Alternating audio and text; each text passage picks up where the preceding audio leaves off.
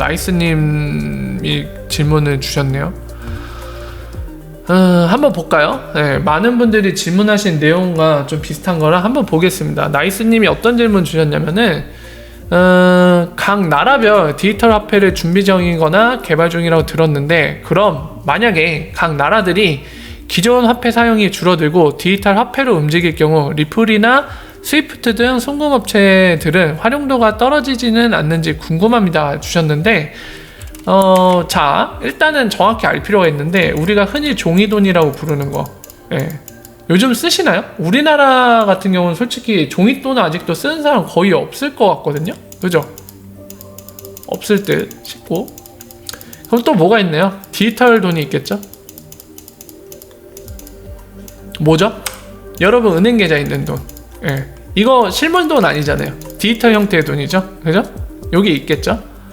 자, 요거 두 가지 있는데, 우리나라는 솔직히 요거 거예요. 대부분이 요걸 쓰고 있을 거거든요. 요걸 바탕으로, 예, 페이먼트는 뭘로 하죠? 신용카드로 하던가. 하지만 이 결제는 뭘로 되죠? 네, 은행 계좌 있는 돈으로 되는 거잖아요. 그러니까 근본은 여기 있는 거죠, 지금. 요 디지털 돈. 자, 근데 지금 나이스님이 질문하시는 CBDC가 얘랑 차이가 뭐죠? 이거 예전에도 제가 2번 정도 설명드렸는데, 차이가 뭔가요? 이걸 정확히 이해하시는 게 중요합니다. 얘도 디지털, 얘도 디지털. 무슨 차이예요? 어떤 차이가 있는 거죠?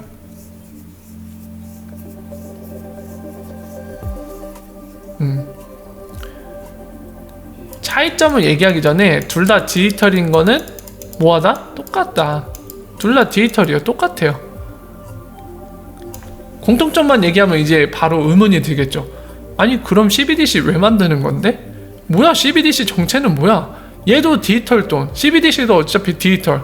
뭐가 다른 건데? 그냥 기존에 있던 디지털 갖다가 캐시 없는 사회에 만들면 되잖아. 이런 얘기가 나오죠.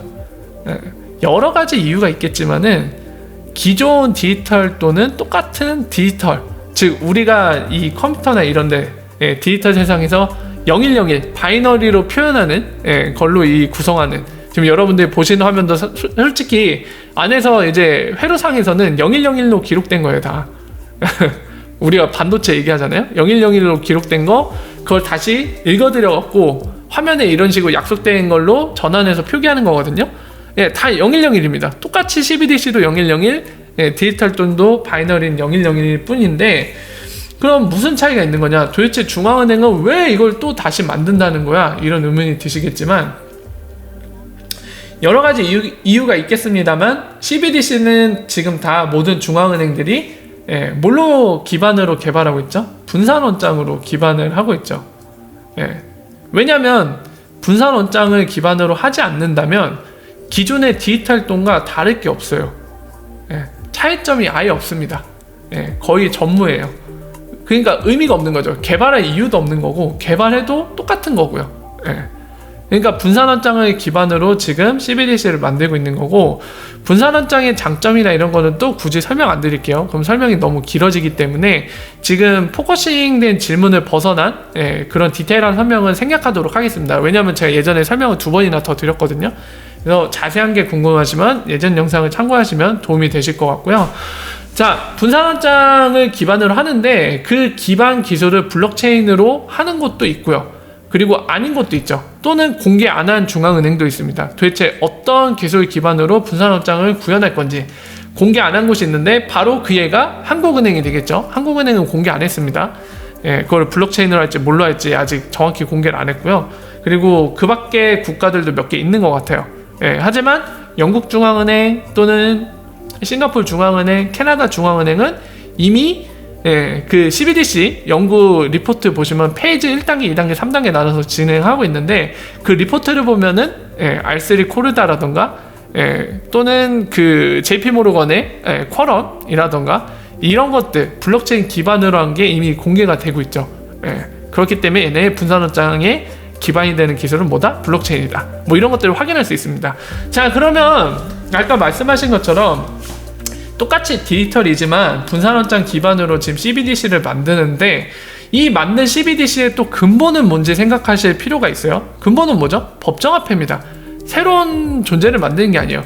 이 지금 CBDC 기반, 되는 뭐 블록체인이건 분산한 원장이건 뭐건 간에 어차피 중앙은행 주도로 만들어지는 이 디지털 커런시는 법정화폐랑 똑같아요. 단지 다른 거는 아까 설명드린 것처럼 분산원장 위에서 만들어진다. 여기 분산원장 위에서 만들어진 CBDC, 뭐 예를 들어 중국이 이미 출시를 해서 쓴다고 합시다. 거기에서 만든 1위안이랑 종이돈으로 있는 1위안이랑 가치가 다른가요? 아니요, 똑같아요. 형태만 다를 뿐이죠. 네.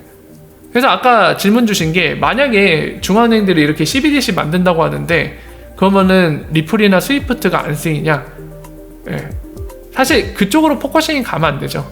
그러니까 지금 이 질문을 주시는 거는 그러니까 아무래도 이 금융 시스템이 어떻게 돌아가는지에 대해 아직 모르시기 때문에 질문이 나오신 것 같아요. 네, 근본적으로 이게 CBDC가 아니어서 크로스보더 페이먼트에 문제가 있는 게 아니라 이 환전이 일어나는 자체에 문제가 있는 거죠. 네, 며칠 전에 그 설명을 드렸습니다만 환전할 때 송금할 수 있는 방법 뭐가 있죠? 환전을 일으키는 거. 내가 지금 달러를 들고 해외로 비행기 타고 날아가서 교환하는 방법이 있죠. 네, 근데 시간이 오래 걸리고 비용도 많이 든다. 그럼 디지털 형태로 해야 되는데 서로 다른 네트워크잖아요.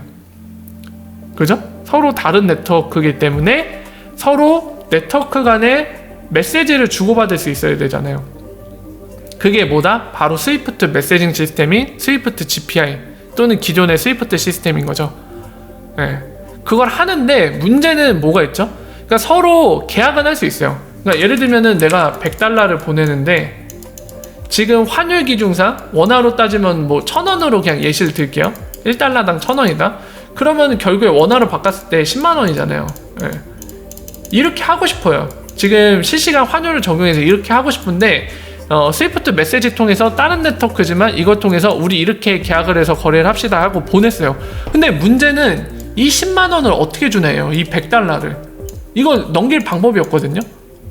그냥 말로 약속할 거예요? 안 되죠. 받는 입장에서 야 10만 원 줄게 약속. 뭐죠 이거? 구두 약속인가요? 금융거래에서는 상상도 할 수 없는 거죠.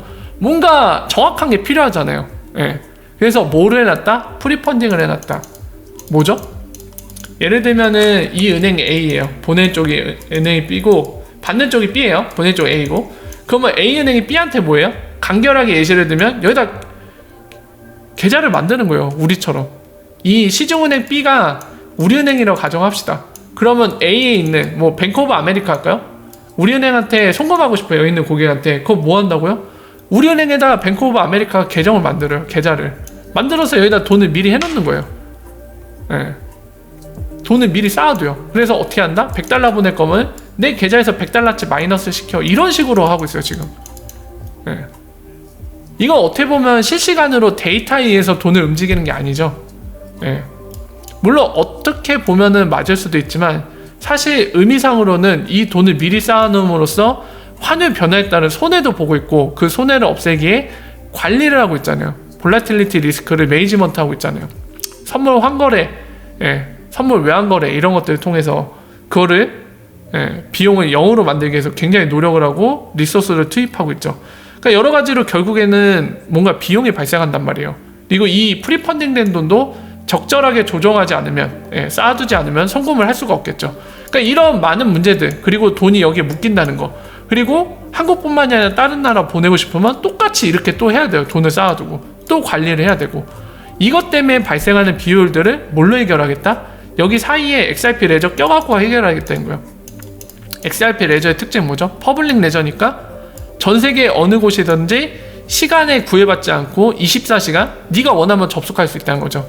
그래서 여기에 있는 네이티브 에셋인 XRP가 지금 전 세계에 있는 거래소를 통해서 지금 가치를 갖고 있잖아요. 밸류를.